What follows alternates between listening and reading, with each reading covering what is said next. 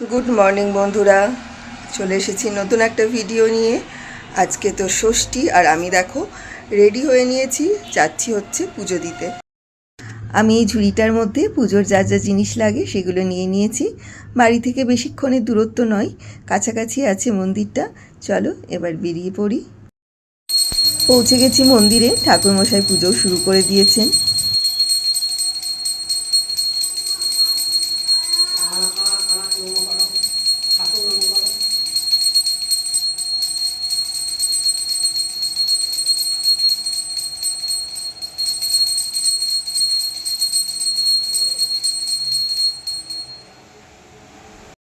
ভীষণ সুন্দর এই মন্দিরটা, আমার তো ভীষণ ভালো লাগে এখানে আসতে।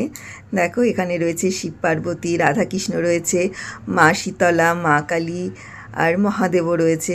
শিবরাত্রির সময় আমরা এখানেই আসি বাবার মাথায় জল ঢালতে। তাছাড়াও ছেলের জন্মদিন বলো বা যে কোনো পুজো পার্বণে আমি এখানে এসেই পুজো দিই। তো আমার পুজো দেওয়া হয়ে গেছে, এবার বাড়ি যাব। আর এদিকে মন্দির বন্ধ করারও সময় হয়ে গেছে। 11টার আগেই মন্দির বন্ধ হয়ে যায়, কিন্তু যেহেতু আজকে ষষ্ঠী সে কারণে একটু দেরিতেই মন্দিরটা বন্ধ হলো। একটা টোটো করে নিয়েছি, কারণ বাইরে যা রোদ আর হাঁটতে একদম ইচ্ছে করছে না। আর টোটোতে যেতে যেতে দেখছি সবাই কি সুন্দর সেজে গুজে বাবার বাড়ি যাচ্ছে। খুব ভালো লাগছে এই দৃশ্যগুলো দেখতে দেখতে যেতে। মনে হচ্ছে আমিও যদি এরকম যেতে পারতাম কি ভালো হতো। বাড়ি চলে এসেছি, এখন ঘরের পুজো করব। মন্দিরটা যেহেতু খুব তাড়াতাড়ি বন্ধ করে দেয়, সেই কারণে আমি ঘরের পুজো না করেই আর কি চলে গেছিলাম, যে ওই মন্দিরটা বন্ধ হয়ে গেলে তখন আবার অনেকটা দূরে যেতে হবে। এখন যাব হচ্ছে নিচে ফুল তুলতে। অনেকগুলো জবা ফুল হয়েছে, টগর ফুল হয়েছে, সেগুলো তুলে নিয়ে এসে ঘরের পুজো করব। চলো ফুলটা আগে তুলে নিয়ে আসি। দেখো আজ কতগুলো ফুল পেয়েছি, এখানে অনেকগুলো জবা ফুল রয়েছে, টগর ফুল রয়েছে। চলো পুজোটা এবার শুরু করি। আগেই আমি পুজোর বাসন, ঠাকুর ঘর সব পরিষ্কার করে রেখেছি।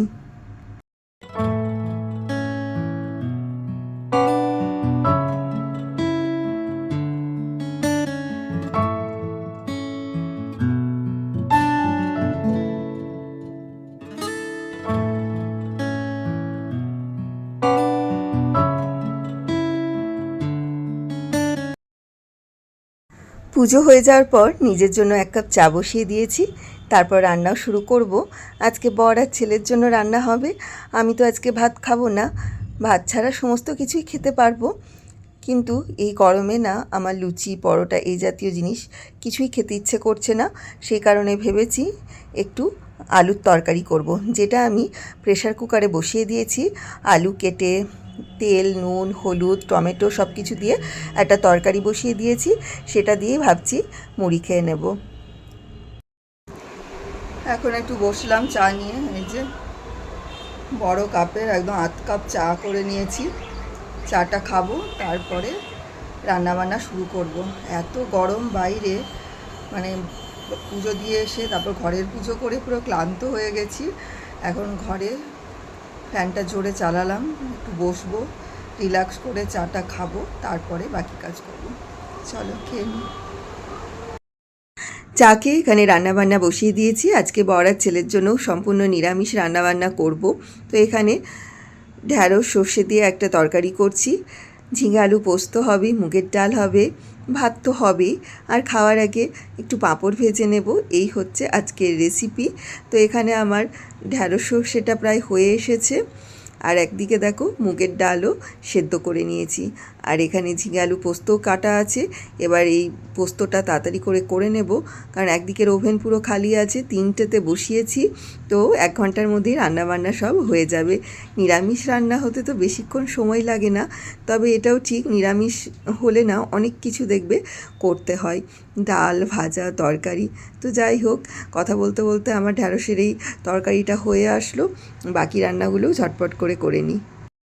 আমার রান্না প্রায় কমপ্লিট হয়ে গেছে। এখানে শুকনো শুকনো করে ঝিঙে আলু পোস্ত করেছি, মুগের ডালও হয়ে গেছে, খালি প্রেসারে ভাতটা করেছি। মাঠটা ঝরিয়ে নিলেই রান্না কিন্তু একদম কমপ্লিট হয়ে যাবে। এই মাত্র রান্না কমপ্লিট হলো। এখন তো বাড়িতে কেউ নেই, ছেলে স্কুল গেছে, বর স্কুল গেছে, ওরা 3টের মধ্যে ঢুকবে, ওদেরকে খেতে দেবো। ছেলেকে আজকে ষষ্ঠীর ফোঁটা দেবো, সেগুলো প্রসাদ দেবো, তারপরে আমি খাবো। আজকে তো কিছু আমি নিজের জন্য করিনি, একটু মুড়ি চিড়ে তরকারি করেছি, সেগুলোই খাবো। তো চলো এখন একটু বসি আর তোমাদেরকে একটা জিনিস দেখাবো, দাঁড়াও। কাল মার্কেটে গেছিলাম, বাড়ির জন্য কিছু জিনিসপত্র কিনেছি, সেগুলো একটু গুছিয়ে রাখবো। এখন ভাবলাম তোমাদের সাথে শেয়ার করি। ঘরেরই সব জিনিসপত্র, রান্নার জিনিস, টুকিটাকি জিনিসপত্র। একটা ফেবিকুইকের সেট কিনেছি, যেটা তো আমাদের ঘরে সবসময়তেই প্রয়োজন লাগে, আমার ঘরে তো খুব প্রয়োজন হয় এটার। আর ছেলের জন্য একটা ফেভিকল আঠা, দুদিন অন্তরই তো ওর আঠা শেষ হয়ে যায়, সেই কারণে একটা বড় সাইজেরই কিনে এনে দিয়েছি ওকে। আর দেখো একটা খুব সুন্দর ট্রে কিনেছি ফল রাখার জন্য। আমার তো ট্রেটা দেখে ভীষণ ভালো লেগেছিল, আর কালারটাও খুব সুন্দর, সেই কারণে ঘরের জন্য এটা নিয়েছি। কেমন হয়েছে অবশ্যই জানিও। 2 প্যাকেট ধূপকাঠি নিয়েছি, আর নিয়েছি এক বড় প্যাকেট সয়াবিন। নিরামিষের দিন এটা আমার বাড়িতে খুব রান্না হয়, রান্নার জিনিসপত্রই বেশি আছে। আর এটা নিয়েছি একটা শুকনো লঙ্কার প্যাকেট, আর রয়েছে 1 প্যাকেট বেসন,